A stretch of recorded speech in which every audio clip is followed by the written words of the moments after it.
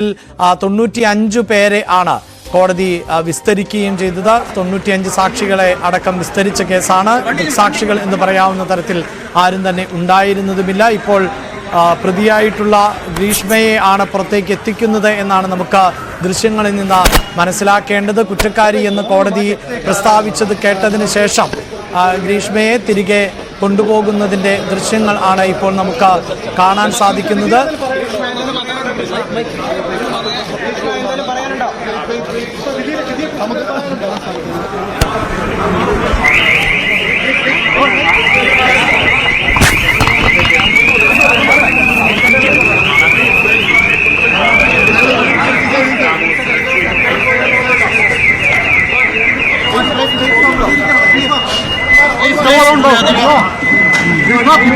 കുറ്റബോധമുണ്ടോ?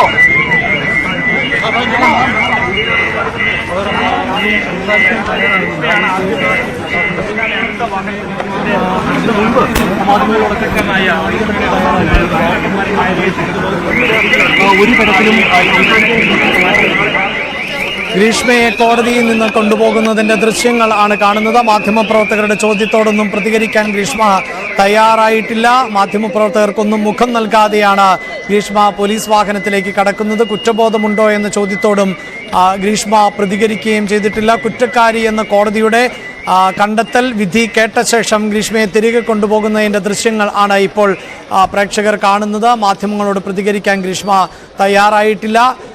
ഗ്രീഷ്മയെ തിരികെ കൊണ്ടുപോകുന്നതിൻ്റെ ദൃശ്യങ്ങൾ ആണ്. കനത്ത പോലീസ് സുരക്ഷാ വലയത്തിൽ തന്നെയാണ് ഗ്രീഷ്മയെ തിരികെ കൊണ്ടുപോകുകയും ചെയ്തിട്ടുള്ളത്. കേസിലെ 2 പ്രതികൾ കുറ്റക്കാരാണ് എന്ന് കോടതി കണ്ടെത്തിയ പശ്ചാത്തലം വനിതാ പോലീസിന്റെ സഹായത്തോടുകൂടി ഗ്രീഷ്മയെ തിരികെ കൊണ്ടുപോകുന്ന ദൃശ്യങ്ങൾ ആണ് ഇപ്പോൾ കാണുന്നത്. കേസിൽ ഗ്രീഷ്മ കുറ്റക്കാരിയാണ് എന്ന് കോടതി കണ്ടെത്തിയ പശ്ചാത്തലം കൊലപാതക കുറ്റം തെളിഞ്ഞിരിക്കുന്നു എന്നാണ് കോടതി വ്യക്തമാക്കിയിട്ടുള്ളത്. തെളിവ് നശിപ്പിക്കാനുള്ള ശ്രമവും നടന്നു. വിഷം നൽകിയതിന് കൃത്യമായ തെളിവുകളുണ്ട് എന്നതാണ് ഇപ്പോൾ പോലീസ് നടത്തിയ അന്വേഷണത്തിൽ വ്യക്തമാവുകയും അത് തെളിവുകളുടെ അടിസ്ഥാനത്തിൽ തന്നെ തെളിയിക്കപ്പെടുകയും ചെയ്തു എന്ന് കോടതി നിരീക്ഷിക്കുകയും ചെയ്യുന്നു. 1-ാം പ്രതിയായിട്ടുള്ള ഗ്രീഷ്മയെ കോടതി വളപ്പിൽ നിന്ന് നീക്കിയിരിക്കുന്നു. അതിൻ്റെ ദൃശ്യങ്ങളാണ് പ്രേക്ഷകർ കണ്ടത്. ഗ്രീഷ്മ നാളെ കോടതി ശിക്ഷ വിധിക്കുമ്പോഴും ഗ്രീഷ്മയെ കോടതിയിലേക്ക് എത്തിക്കുകയും ചെയ്യും. അന്തിമവാദം നാളെയാണ് നടക്കുന്നത്. അതുകൊണ്ട് തന്നെ കുറ്റക്കാരി എന്ന് കണ്ടെത്തിയതിന് ശേഷം എന്താണ് ഗ്രീഷ്മയ്ക്ക് പറയാനുള്ളത് എന്നതും കോടതി കേൾക്കും. അതിനുശേഷം ആണ് വിധി പ്രസ്താവിക്കാൻ പോകുന്നത്. ഇന്ന് അത്തരത്തിൽ ഒരു പ്രതികരണം കോടതി തേടിയിട്ടില്ല. അന്തിമവാദം നടന്നിട്ടില്ല. നാളെയായിരിക്കും അന്തിമവാദം നടക്കുക എന്നാണ് നേരത്തെ പ്രോസിക്യൂഷൻ അറിയിക്കുകയും ചെയ്തിട്ടുള്ളത്.